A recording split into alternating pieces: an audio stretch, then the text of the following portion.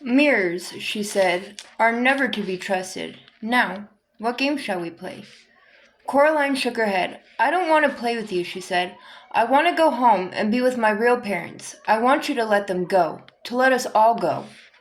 The other mother shook her head very slowly. Sharper than a serpent's tooth, she said, is a daughter's ingratitude. Still, the proudest spirit can be broken with love.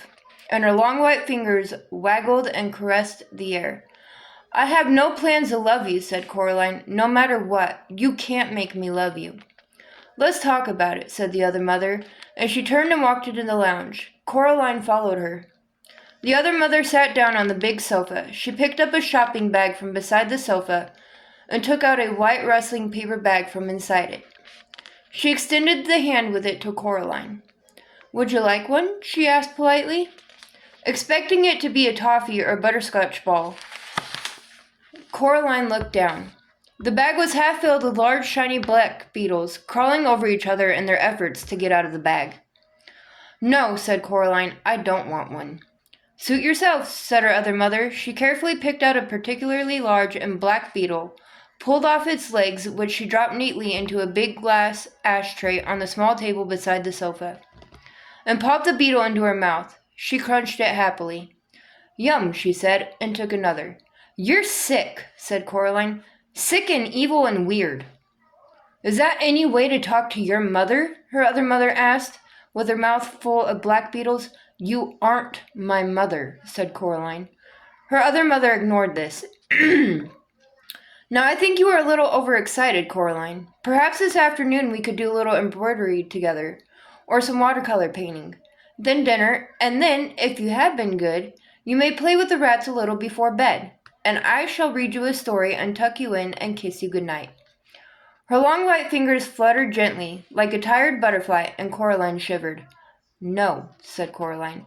The other mother sat on the sofa. Her mouth was set in a line. Her lips were pursed. She popped another black beetle into her mouth, and then another.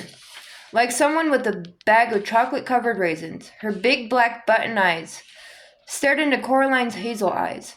Her shiny black hair twined and twisted about her neck and shoulders, as if it were blowing in some wind that Coraline could not touch or feel. They stared at each other for over a minute. Then the other mother said, Manners. She folded the white paper bag carefully so no black beetles could escape, and she placed it back in the shopping bag.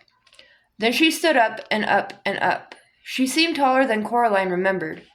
She reached into her apron pocket and pulled out first the black door key, which she frowned at and tossed into her shopping bag. Then a tiny silver-colored key. She held it up triumphantly. There we are, she said. This is for you, Coraline. For your own good, because I love you, to teach you manners. Manners maketh man, after all. She pulled Coraline back into the hallway and advanced upon the mirror at the end of the hall. Then she pushed a tiny key into the fabric of the mirror, and she twisted it. It opened like a door, revealing a dark space behind it.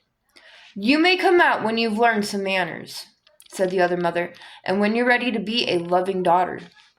She picked Coraline up and pushed her into the dim space behind the mirror. A fragment of beetle was sticking to her lower lip, and there was no expression at all in her black button eyes. Then she swung the mirror door closed and left Coraline in darkness. And that, my friends, is the end of chapter 6. I hope you all enjoyed this video. I hope you all have a great morning, great day, great afternoon, great evening, great night, whenever y'all are seeing this. That being said, I will see you all in my next video. Bye, guys.